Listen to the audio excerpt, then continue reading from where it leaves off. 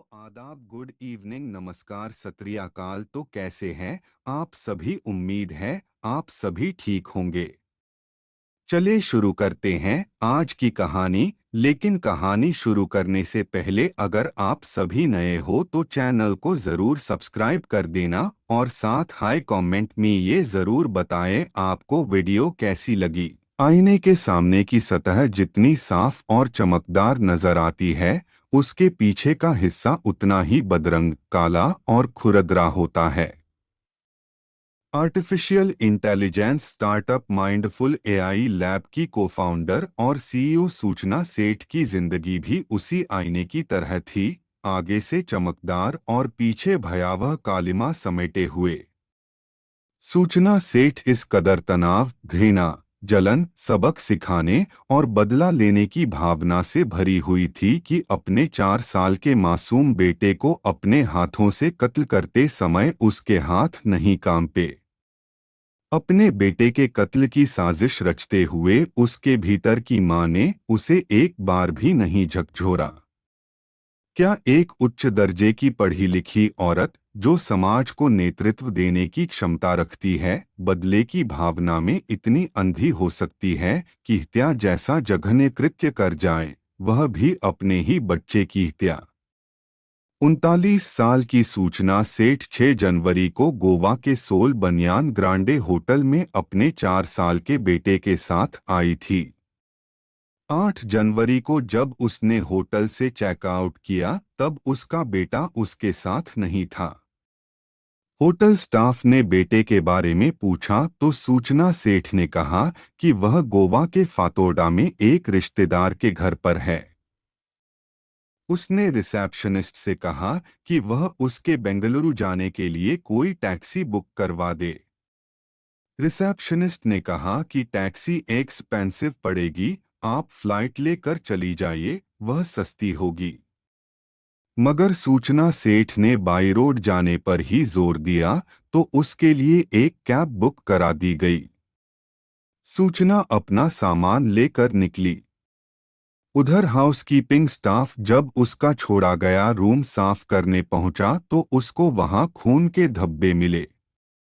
Staff ने इसकी सूचना होटल के मालिक को दी और मालिक ने तुरंत पुलिस को इन्फॉर्म कर दिया।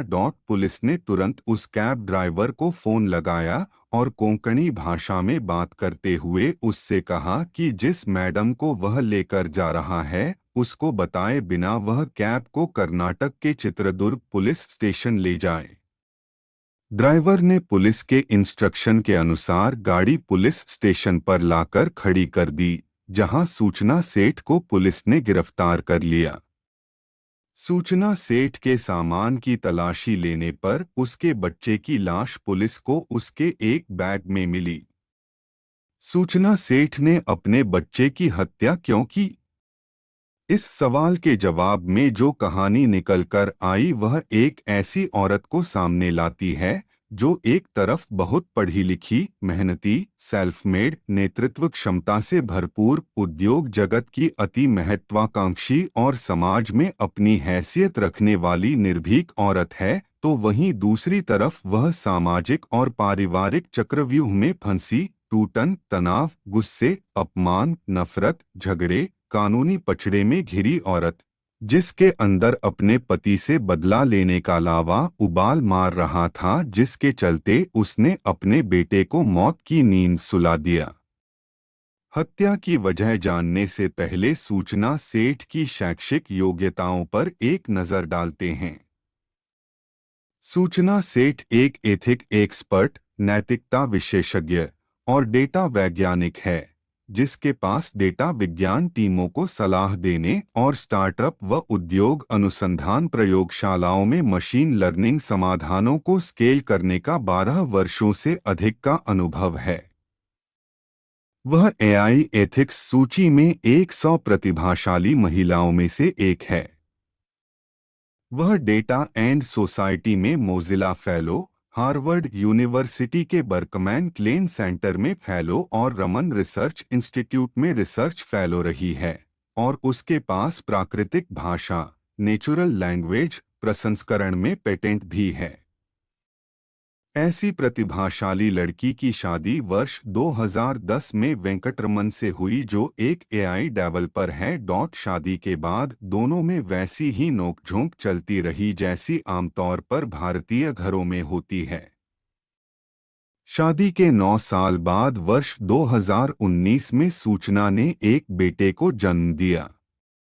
मगर बेटे के जन्म के बाद से पति पत्नी में झगड़े काफी बढ़ गए। 2020 से सूचना और उसके पति के वेंकटरमन के बीच विवाद इतना बढ़ गया कि दोनों ने तलाक ले लिया। कोर्ट ने बच्चे की कस्टडी सूचना सेठ को दी और आदेश दिया था कि वेंकटरमन अपने बच्चे से हर रविवार को मिल सकता है।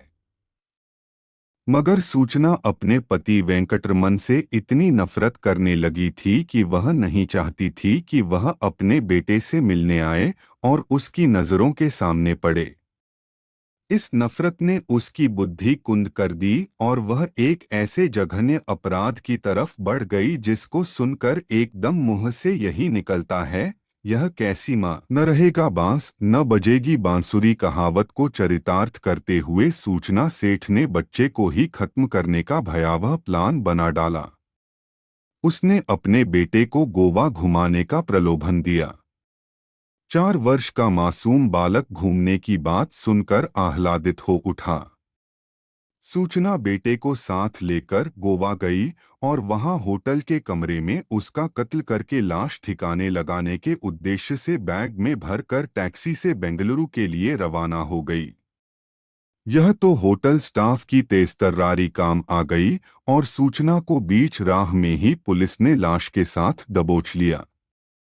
यह आपराधिक घटना भारतीय समाज में विवाह संस्था में भर चुकी सड़ांध, मनुष्य के नैतिक पतन, मानवीय गुणों और सहनशीलता के ह्रास और महत्वाकांक्षाओं के टकराव को उजागर करती है। ऐसी तमाम कहानियां भारतीय समाज में बहुत तेजी से बढ़ रही हैं, जहां माँ बाप के बीच चल रहे झगड़े का खमियाजा उनके मासूम बच्चों को उठाना पड़ रहा है। माँ बाप की रोज रोज की लड़ाइयों का ही असर है कि उनके बच्चे उग्र स्वभाव के और आपराधिक गतिविधियों में लिप्त हो जाते हैं।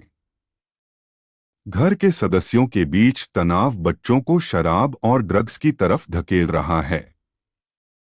अगर ये कहानी आपको अच्छी लगी तो वीडियो को लाइक और चैनल को सब्सक्राइब कर दीजिए। साथ हाई कमेंट में ये ज़रूर बताएं कि अगली वीडियो आपको किस टॉपिक पर चाहिए। तो मिलते हैं कल किसी और टॉपिक के साथ। टैब टाक के लिए बाय बाय बाय।